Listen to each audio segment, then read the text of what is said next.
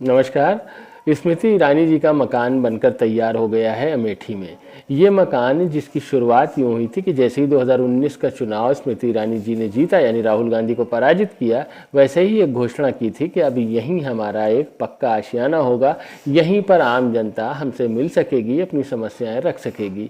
इसी इरादे के साथ 2021 में एक भूमि को खरीदा गया, जिस भूमि के बारे में कहा जाता है कि वो गौरीगंज मुख्यालय है। अमेठी का मुख्यालय गौरीगंज है और वहाँ जो भारतीय जनता पार्टी का कार्यालय है, मुख्य कार्यालय, उससे मात्र 2 किलोमीटर की दूरी पर मवई मेदन नाम के एक गांव में स्थित है।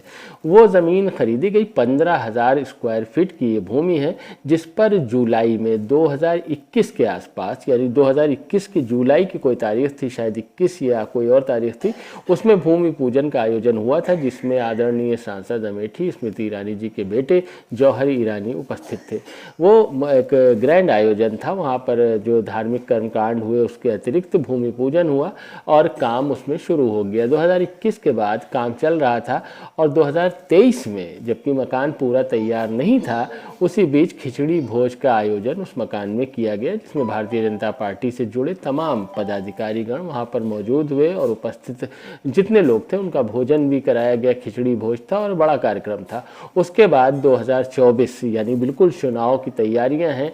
कब अधिसूचना जारी हो जाए कुछ पता नहीं है। अमेठी लोकसभा क्षेत्र का रोमांच और यहाँ के लोगों का उत्साह आप जानते हैं कि किस तरह से चुनाव होना है, और ये राहुल गांधी जी की परंपरागत सीट है, इसलिए कांग्रेस भी इस पर नज़र रखे हुए है और स्मृति ईरानी जी भी चाहती हैं कि रिटेन करें, वापस इस सीट को जीतें।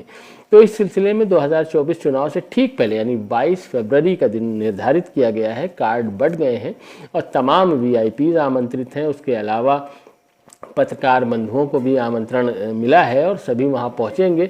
22 फरवरी को वहां पर सबसे पहले जो गृह प्रवेश का कार्यक्रम है वो संपन्न किया जाएगा। उसके बाद 2 बजे, जो कार्ड में लिखा गया है, 2 बजे प्रीति भोज का आयोजन है। उसमें लोग भोजन करेंगे और बड़ा जनसमूह उपस्थित होगा, ऐसा उम्मीद की जा रही है ऐसी। तो अभी ये कार्यक्रम है। उसके बाद एक ख़ास बात कि मकान कैसा बना है, ये 1 मंजिला इमारत है।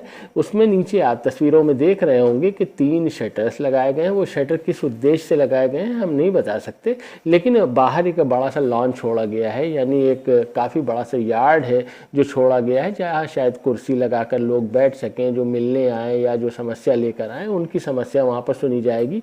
मकान के बाईं तरफ थोड़ी सी एक गैलरी दी गई है, वहाँ पर मंदिर का निर्माण किया गया है, तो वो एक मंदिर है। उसके अलावा मकान काफ़ी बड़ा है, मैंने बताया 15,000 स्क्वायर फीट के एरिया में बनाया गया है। मवई मेदन गांव है जहां पर ये मकान बना है। लेकिन एक जानकारी हमें नहीं मिल सकी, अभी तक हम चाह रहे थे कि आपके सामने रखें लेकिन नहीं मिली, कि मकान में दरअसल खर्च कितना आया है, कितने रुपए खर्च करके ये मकान बनाया गया है। इसकी जानकारी अभी तक सार्वजनिक नहीं हुई है, यानी गूगल पर भी नहीं है, और जो पदाधिकारीगण जिन्हें मैं जानता हूं, जिनसे मैंने पूछा, उनके संज्ञान में भी नहीं है। भूमि कितने की ली गई थी ये तो खबर आम हुई थी, लेकिन मकान में कितने दिनों में कितना खर्च आया, यानी 2021 के भूमि पूजन के बाद 3 साल तक मकान बनता रहा, तो कितना बड़ा मकान है, कितना खर्च किया गया है। हालांकि देखने में मकान बहुत लग्जरियस नहीं बनाया गया है, इसका ख्याल रखा गया है कि कोई कहने वाली बात ना हो जनता के लिए, लेकिन हाँ, मकान बड़ी जगह पर है और काफ़ी बड़े एरिया को कवर किया है। मकान अच्छा है, सिंगल स्टोरी भवन है। अब अमेठी लोकसभा क्षेत्र में चूंकि कांग्रेस का ये गढ़ रहा है और स्मृति ईरानी जी के लिए चुनाव बिल्कुल लड़ना आसान नहीं होगा, क्योंकि राहुल गांधी भी यहाँ आ रहे हैं और भारत जोड़ो यात्रा जो आ रही है उनकी, उसमें राहुल गांधी भी अमेठी आएंगे, तो चुनाव रोमांच की तरफ धीरे धीरे बढ़ रहा है। सीट घोषित होते ही कांग्रेस की तरफ से असल रोमांच सामने आएगा। अमेठी से जुड़ी हुई तमाम खबरों के लिए ऐसी पत्रिका को सब्सक्राइब करें। अमेठी के चुनाव और खासकर रायबरेली के चुनाव और अन्य सीट जो आसपास की हैं, सबको हम कवर करने की कोशिश करेंगे आपके सामने। आप हमें देखते रहें, हमें सब्सक्राइब करें। शुक्रिया।